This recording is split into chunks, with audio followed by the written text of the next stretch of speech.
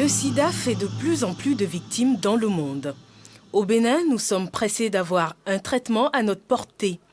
Un traitement efficace, à un coût accessible à tous, serait un souhait légitime. L'histoire et l'expérience nous montrent que les services de santé de la médecine moderne ne donnent pas toujours aux populations la pleine satisfaction en matière de soins de santé. Cependant, est-ce une raison pour croire tous les vendeurs d'illusions? Mes rapports avec les médecins traditionnalistes sont quand même très bons et je les ai associés à mes expériences depuis bientôt 19 ou 20 ans.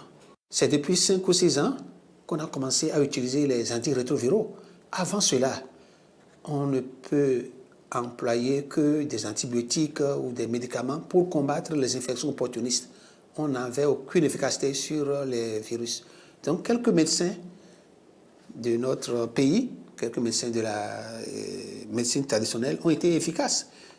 Ils ont contrôlé des diarrhées contre lesquelles nous, on ne pouvait pas faire grand-chose.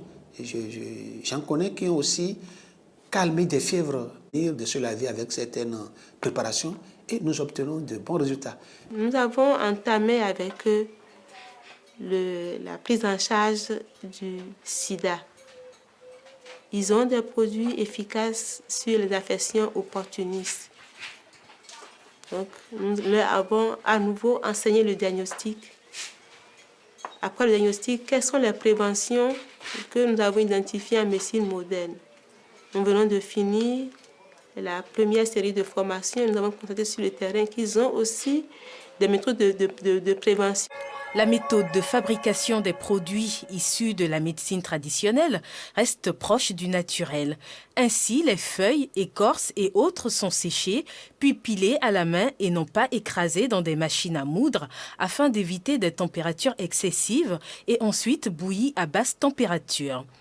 Mais l'urgence de trouver un traitement contre le sida doit-elle nous empêcher de prendre le temps de contrôler la toxicité des tisanes et infusions que doivent absorber nos parents infectés? Dans le cadre du VIH, les tests sont des tests qu'on a mis au point avec beaucoup de précision. Mais malheureusement, c'est le cas pour tout ce qui est biologie, il y a toujours des discordances.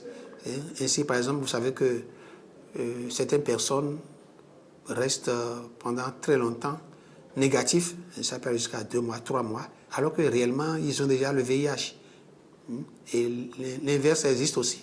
Certains malades, peut-être, ont des particularités qui font que le test est également en défaut, étant donné que leur système immunitaire est si incompétent qu'ils n'arrivent même plus tellement à former, à fabriquer des anticorps. Mais les tests sont de plus en plus performants. Bon, nous avons